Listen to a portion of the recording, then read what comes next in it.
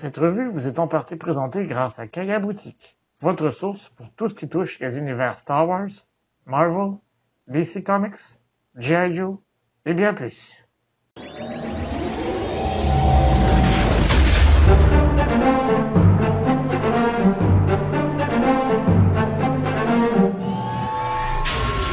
Bonjour les Jedi et bienvenue sur Star Wars Artefact. Mon nom est Dominique alias Lord Doom et aujourd'hui nous faisons la revue du casque Dax Woz de la Black Series tel que nous avons pu le voir dans les saisons 2 et 3 de la série The Mandalorian. Le casque Dax Woz a été mis en vente au mois d'octobre 2023 et est le 26e casque de la série. Il se vend pour la somme de 135 $ US, 190 $ canadiens ou 130 €. Ce casque n'est pas exclusif à un magasin en particulier et peut donc être acheté auprès de votre fournisseur préféré. Pour ma part, il s'agit évidemment de Kaya Boutique. Sans plus tarder, procédons à la revue.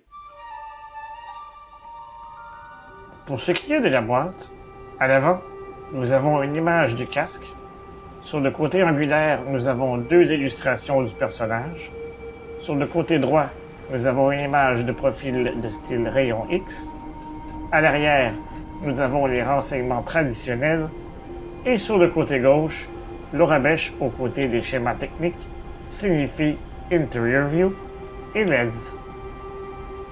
Avant d'aller plus loin, n'oubliez pas de vous abonner à la chaîne, de cliquer sur la petite cloche afin de recevoir des notifications et de liker la vidéo afin de nous aider à poursuivre notre travail. Vous pouvez également nous suivre sur les médias sociaux à SW Artifacts et écouter notre podcast, le Star Wars Artifact Show, sur Spotify et Apple Podcasts. Vous trouverez tous les liens dans la description au bas de la vidéo. Comme vous le voyez sur cette photo, il s'agit de la 5e repeinture du casque de Boba Fett. Donc, nous n'allons pas analyser les composantes du casque, mais nous allons plutôt nous concentrer sur ce qu'il y a de nouveau, le travail de peinture. Ça tombe bien, puisqu'il s'agit de l'aspect que je préfère le plus à propos de ce casque. Premièrement, j'adore le ton de bleu qui a été choisi. Je le préfère sans aucun doute à celui de Bo-Katan et à celui du clan Death Watch que nous avons vu dans le passé. Toutefois, ils s'agencent très bien ensemble et c'est de cette façon que je prévois les exposer. Le gris ardoise qui a été choisi pour la portion avant du casque se marie très bien avec le bleu. Il s'agit d'un beau complément et ajoute un côté un peu plus sombre au casque.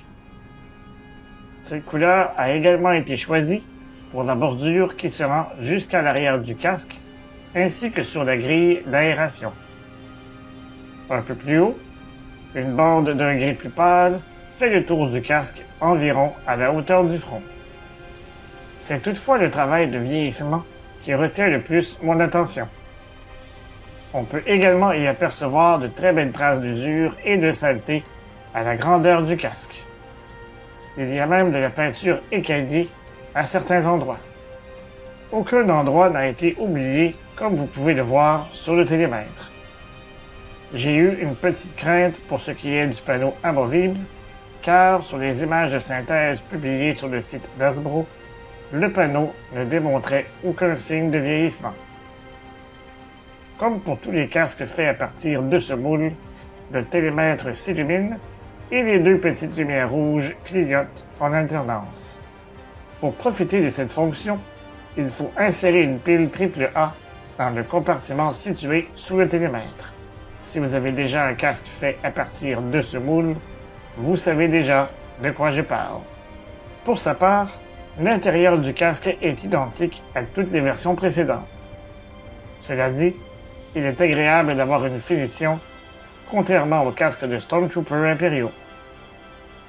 Le casque Dax Woz est un beau complément au casque de Bo-Katan et de Death Watch.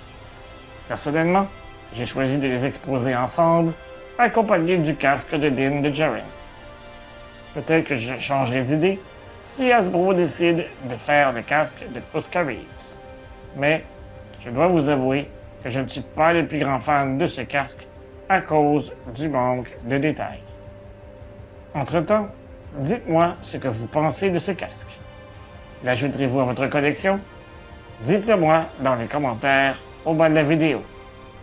Si vous avez apprécié cette revue, vous pouvez peut-être nous offrir un merci ou un super thanks afin de nous aider à vous présenter de nouvelles vidéos semaine après semaine.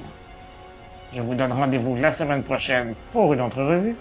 Et d'ici là, je vous dis à bientôt et que la force soit avec vous à tout jamais.